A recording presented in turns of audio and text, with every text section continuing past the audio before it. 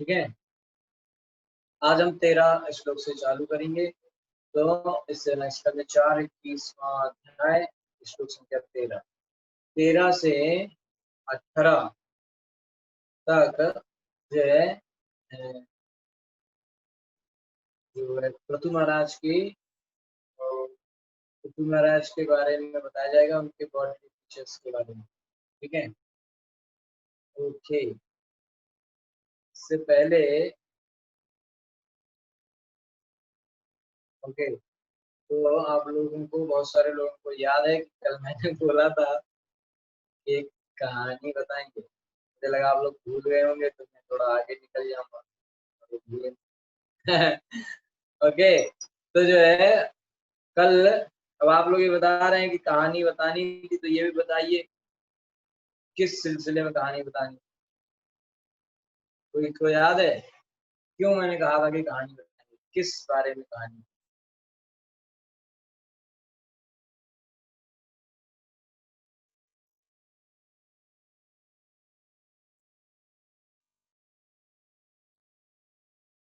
Okay, कहानी बतानी थी, इतना याद है, क्यों बतानी थी याद नहीं है। okay,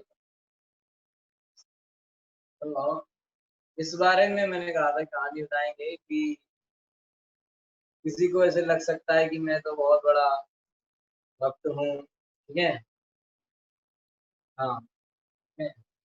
तो कल हमने बताया था ना कि कैसे पंडित जी को लगता था कि वो बहुत बड़े भक्त हैं, लेकिन वास्तव में बात कुछ और थी। और मोची मोची होता है जो जूता बनाता है, उसको एक्चुअली में भक्त वो था, है ना। ऐसे कई कहानियां हैं जिसमें हमको एक गलत फहमी हो जाती है कि हम भक्त बन चुके हैं। ठीक है, तो उससे फिर हम और नीचे गिरने लगते हैं।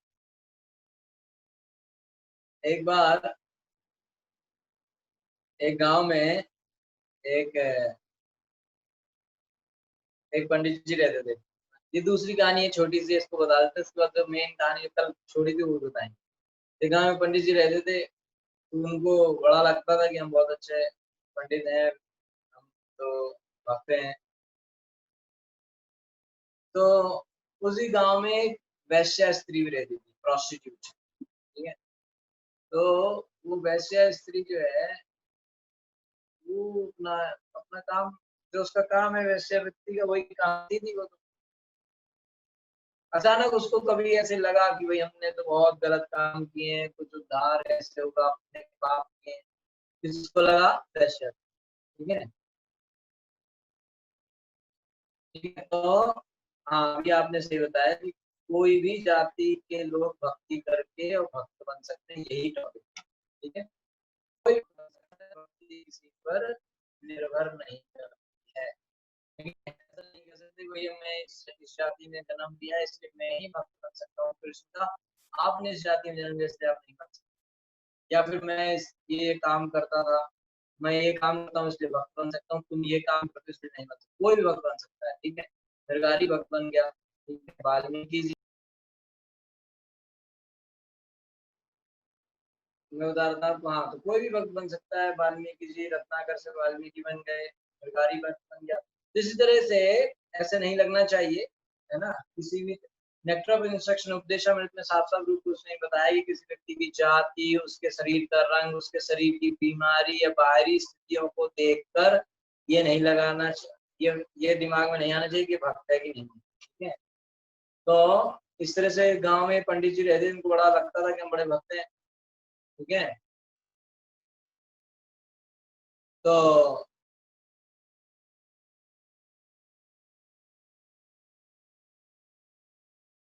आप लोग सुनाई दे रहा है क्या?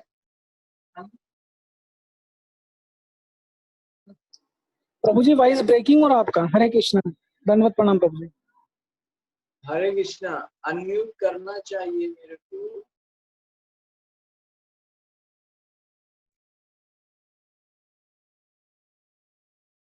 ये सुन लिया कि जो है भगवान के भक्त की अगर कृपा हो जाए तो व्यक्ति का उद्धार हो सकता है। सारे गलत काम जो उसने किए, पाप कर्म जो किए, वो खत्म हो सकते हैं। कैसे? अगर एक भक्त की कृपा मिल जाए। तो उस वैश्य ने सोचा कि मेरे गांव में तो ये पंडित जी सबसे बड़े भक्त लगते हैं हमको। तो उसने क्या कहा कि ये पंडित जी अगर मेरे ऊपर कृपा कर दें तो मेरा उद्धार हो सकता है कि नहीं? लेकिन उन्होंने सोचा कि पंडित जी तो जो थे, ठीक है, तो उनको लगा कि पंडित जी तो कैसे हम इनसे बात करें। तो पंडित जी तो उसको दूर से ही देख के आ रहे थे, कहाँ से ये वैश्या दिख गई ऐसे करके रहता था, ठीक है। तो हुआ क्या कि उसने वैश्या ने एक दिमाग लगाया।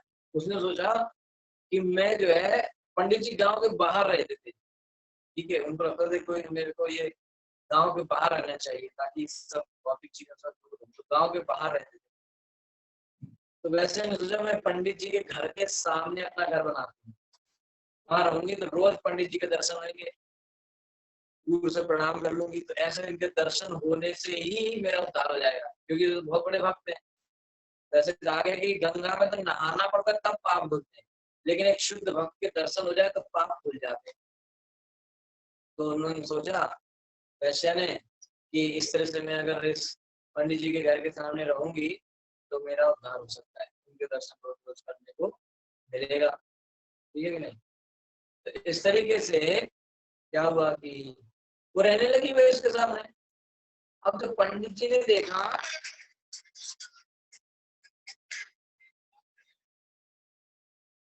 अब जब पंडित जी ने देखा कि ये वैश्या मेरे घर के सामने रह रही है, तो उनको बड़ा गुस्सा आया।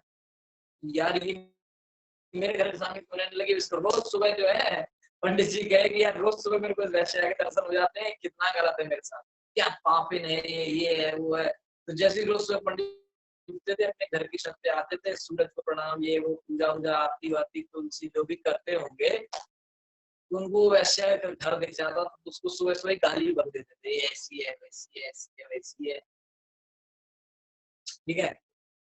तो भाई इस तरीके से रोज वो करते थे, रोज ही करते थे।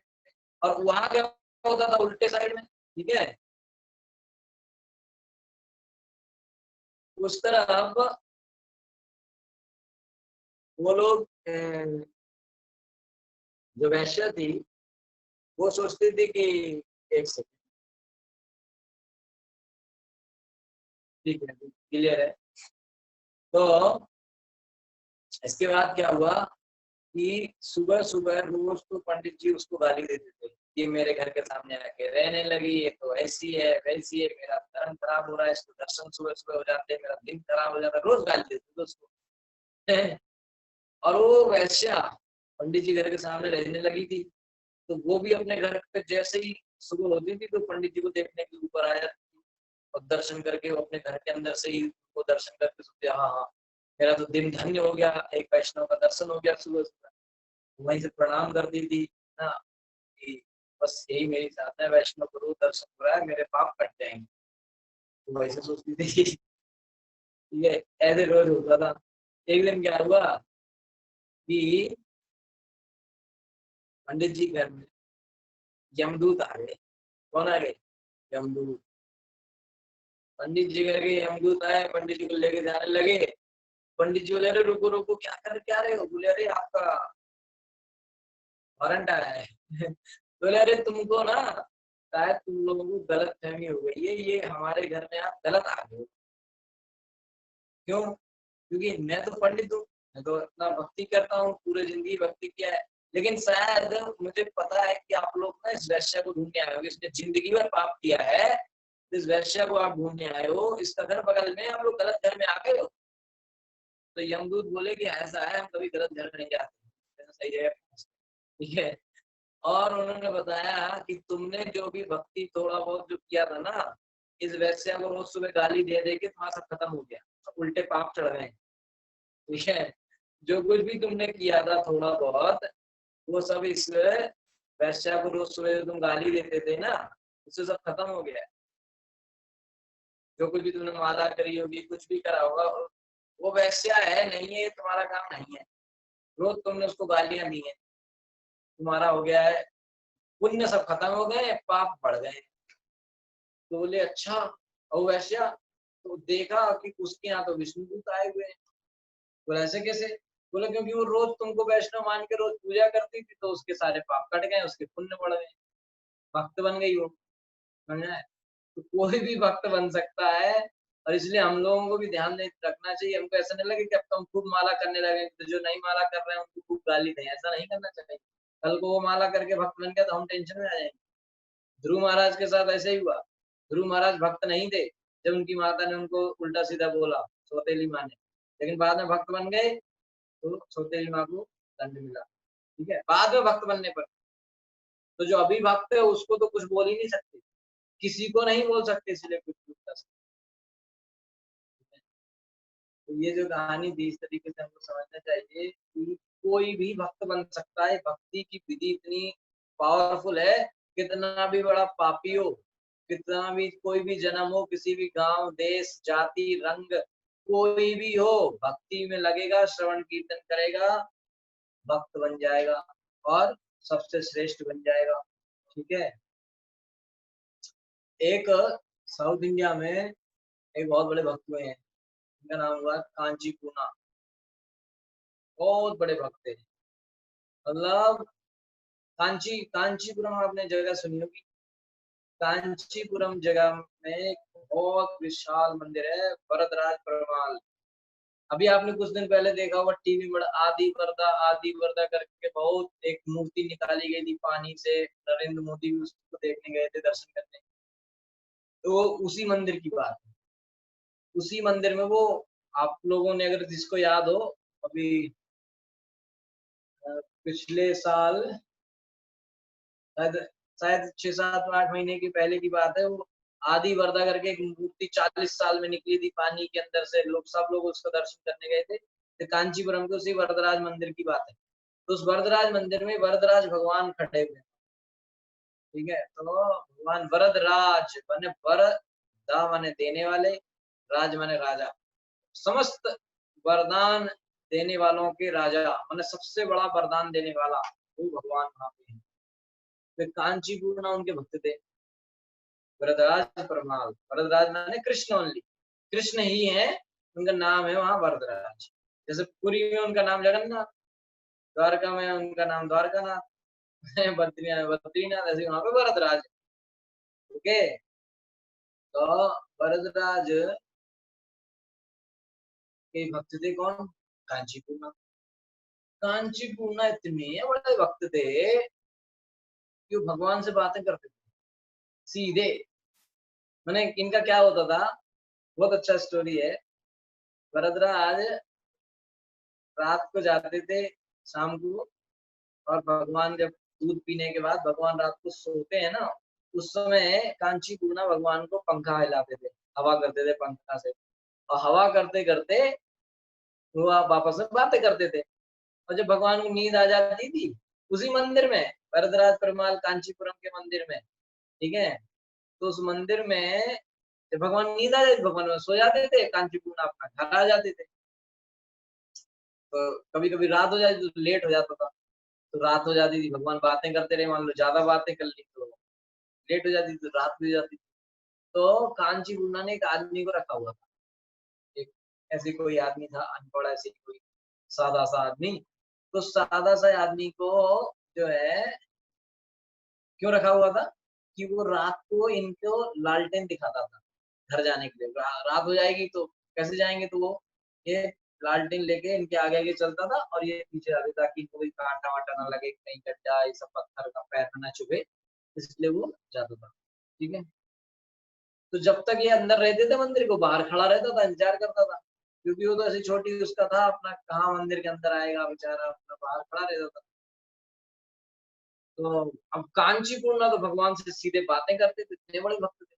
ठीक है। तो क्या बातें करते थे, भगवान खूब इनसे गपशप किया करते थे, और भाई क्या चल रहा है, उसके घर में क्या हुआ, उसके घर में क्या हुआ, उसका ये हुआ, उसका वो हुआ। भगवान सबकी पूछते थे, पूरे गांव में क्या क्या चल रहा है, किसके घर में क्या हुआ, तो कांचीपुरम सब बताते थे, वो ऐसा हुआ, वो ऐसा हुआ। तो ये बात ऐसा नहीं कि कोई छिपी हुई बात थी, सब लोग जानते थे कि कांचीपुरम वरदराज से सीधे साधे सीधी सीधी बातें करते हैं। ओके, फेस टू फेस, मतलब वो लेटे रहते हैं, हवा करते रहते, कांचीपुरम भगवान लेटे रहते और अपना बातें चलती, सब कोई जानता था। तो लोग कांचीपुरम से पूछते भी थे कि भैया देखो ऐसा है, हमारी लड़की बड़ी हो रही है, भगवान से पूछो कि इसके लिए जो है सही लड़का कहाँ मिलेगा। तो कांचीपुरम से कहते आप जाके पूछ लेना हमारी बात भगवान से। तो कांचीपुरम जाके कहते थे कि देखो वो अपना वो घर वाला है ना, उसका ऐसी ऐसी क्वेश्चन है, आप बताओ ना। तो भगवान बता देते ऐसा ऐसा है, और सब काम बढ़िया चलता था वहां पे, है ना। जिसको जो करना है कांचीपुरम को बता दो, जाके सीधे भगवान से पूछ के आते थे, कोई टाइम नहीं, सुबह बोला शाम को आपको उत्तर मिलेगा फटाफट। इतना महान भक्त थे कौन? कांचीपुरम। तो सब लोग पूछते थे कांचीपुरम से कि ये पूछाओ, वो पूछाओ, ये पूछाओ, वो पूछाओ। तो हुआ क्या कि जो है एक दिन इन्होंने, जो लालटेन वाला है ना तो लालटेन वाले ने कांचीपुरम से कहा कि भाई जो है एक प्रश्न है मेरा, आप वरदराज से पूछ लोगे क्या? तो उनका इसका भी प्रश्न है, बताओ ये क्या आदमी है। चलो बताओ, अच्छा क्या प्रश्न है बताओ। तो उनका आप भगवान से पूछना कि मैं कभी भगवान के धाम जा पाऊंगा क्या? कल भी यही प्रश्न आया था ना, कि मैं ये जन्म मृत्यु छोड़ के भगवान के धाम कब जाऊंगा, ये आप पूछ लेना। तो कांचीपुरम बोलते हैं इसको भगवान से क्या पूछना है, मैं ही बता देता हूँ कि तुम कभी नहीं जाओगे। अरे यार ऐसे कैसे आप बता रहे हो? बोले नहीं नहीं नहीं, तुमने कोई भक्ति ही नहीं करी आज तक, कैसे चले जाओगे तुम? बोले नहीं फिर भी आप भगवान से पूछना। बोले अरे मैं बता रहा हूँ मित्र, तुमको मेरी बात कर समझ। बोले नहीं नहीं फिर आप भगवान से। तो बोले देखो ऐसा है, तुम इतना कह रहे हो इसमें पूछ लूंगा, लेकिन मेरी बात याद रखना, भगवान ने भी यही बोलना है कि तुम्हारा कभी नहीं नंबर आने वाला। ठीक है, याद है? हाँ याद रखना। तो बाकी मैं पूछ तो लूंगा, लेकिन मेरी बात याद रखना, क्योंकि भगवान भी यही बताने वाले हैं, तुमको समझ तो नहीं रहा है, मैं बता रहा हूँ। तो भाई कांचीपुरम ने सोचा कि आदमी ऐसे तो मानेगा नहीं, तो जो है कह दो कि हम पूछ लेंगे। ठीक है, कांचीपुरम ने कोई प्लान नहीं बनाया कि पूछेंगे, क्योंकि उनको पूरा विश्वास था कि ये आदमी नहीं जा सकता भगवान के धाम कभी। तो उनने उसको कहने के लिए कह दिया ठीक है हम पूछ लेंगे, लेकिन इधर से सुना इधर से निकाल दिया, कोई उस पर आगे कुछ नहीं कि पूछना कि नहीं।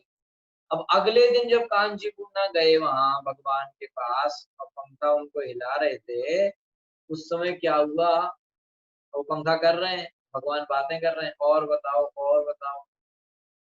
अब जो नॉर्मल एक टाइम होता है उसमें भगवान सो जाते थे, अब आज नहीं सोए भगवान, और पूछते जा रहे हैं, और तुमको और कुछ पूछना है तो पूछो, और ये बताओ वो बताओ। कांचीपुरम सोच रहे हैं आज भगवान सो ही नहीं रहे यार। तो क्योंकि जब भगवान सो जाते थे तब ये पंखा अपना रख के और आ जाते थे, ये रोज का सिस्टम था। अभी भगवान सो ही नहीं रहे थे, जाए कैसे? रात बढ़ती जा रही है, तो यार आज भगवान सो नहीं रहे हैं, ऐसा क्या काम? इनको भी समझ में नहीं आ रहा, भगवान बातें करते जा रहे हैं, करते जा रहे हैं, करते जा रहे हैं। तो कहते भगवान आज आपको नींद नहीं आ रही? मुझे आज पता नहीं क्यों नींद नहीं आ रही, हमको लग रहा है कि आपसे खूब बातें करें। हाँ जी, मैंने कहा, अच्छा। तो भगवान कहते कि और कोई पूछना हो तो पूछ लो कुछ और, किसी ने कहा हो उसका पूछ लो। तो कांची मुन्ना कुछ पूछे ही नहीं रहे, उनको कुछ याद ही नहीं है, लेकिन भगवान तो पीछे पड़े, नहीं तुम पूछो नहीं तुम पूछो, तो नींद ही नहीं आ रही है। तब जो है अचानक कांची मुन्ना को याद आया कि यार भगवान कि उसने लालटेन वाले ने उनसे कहा था पूछ। तो भगवान इतना कहे तो उसका ही पूछ लेते हैं, वैसे भी भगवान सो तो रहे नहीं है। ठीक है, तो उन्होंने क्या किया, कांची मुन्ना ने कहा कि देखो भगवान, एक जो अपना लालटेन वाला है उसने भी एक प्रश्न पूछा है, वैसे उसका उत्तर तो मुझे पता है, मैंने उसको बता भी दिया, लेकिन फिर भी अब मैं आपसे पूछ ही लेता हूँ। वैसे कुछ है नहीं उसके बाद में, मैंने उसको ऑलरेडी बता दिया है, कुछ नहीं है, लेकिन फिर भी अब इतनी बात आप कह रहे हो तो मैं पूछ ही लेता हूँ। भगवान बोले हाँ पूछो पूछो। बोले वो लालटेन वाला कह रहा है कि वो भगवान आपके धाम कब जाएगा, वापस कब जाएगा भौतिक जगत से, जन्म मृत्यु छोड़ के कब जाएगा यहाँ से? तो भगवान कहते अरे बहुत इंपॉर्टेंट क्वेश्चन है, तुमने अभी तक तो नहीं पूछा। तो भगवान कहते अच्छा, वो कहते अच्छा बताओ बताओ। भगवान कहते कि ये जो जन्म है ना उसका, इसी जन्म में बस लास्ट जन्म है उसका, और वो भगवान के मेरे पास आ जाएगा तुरंत। भगवान ने कहा कि बस ये जन्म के बाद मेरे पास सीधे आ जाएगा। मुझे पूना को लगा मजाक कर रहे हैं क्या। बोले नहीं नहीं मजाक नहीं कर रहे हैं, बिल्कुल सही बता रहे हैं, वो इसी जन्म के बाद मेरे धाम में आ जाएगा। मुझे पूना ने कहा यार सही में क्या। भगवान बोले ज्यादा मत पूछो, मुझे नींद आ रही है,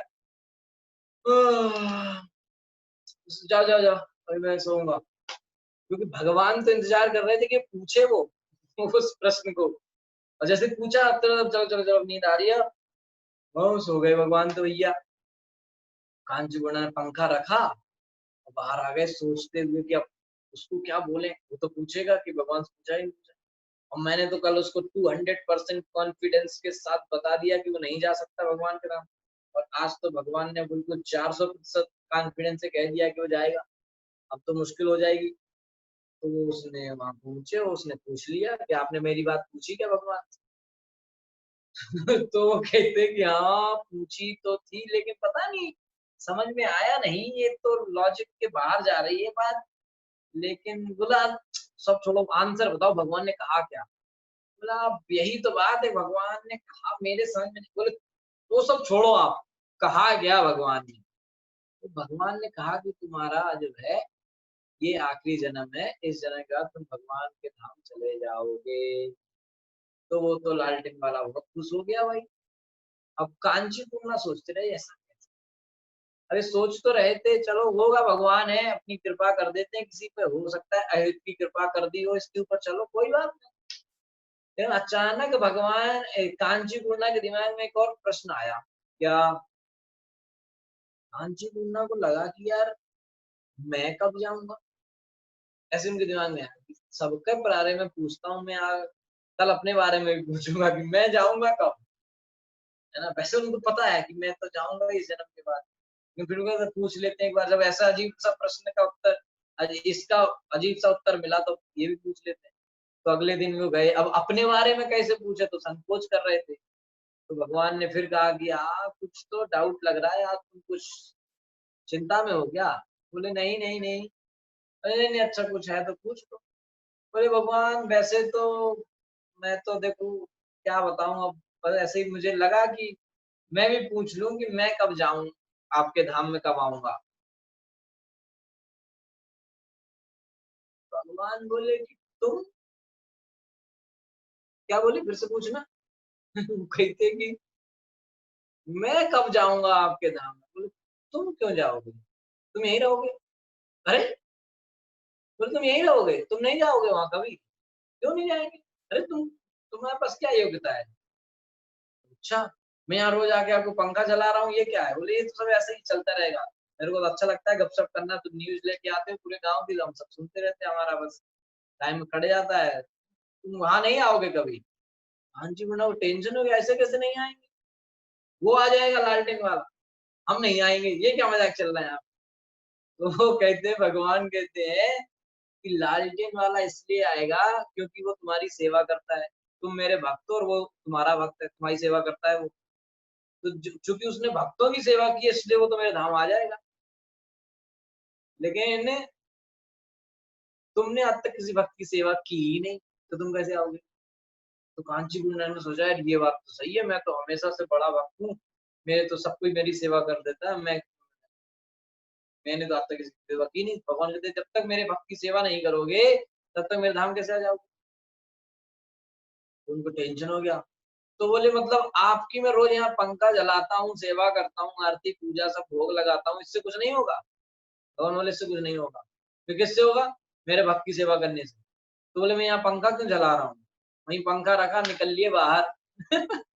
तो भगवान कहते रहे अभी मैं सोया नहीं हूँ, मुझे नींद नहीं आ रही, गर्मी लग रही। बोले तुम सो चाहे मत सो, मैं चला भक्त की सेवा करूंगा, जिससे मेरा फायदा, तुम्हारी सेवा करने से क्या है। तो चले गए वहां से। और वो गए गाँव में।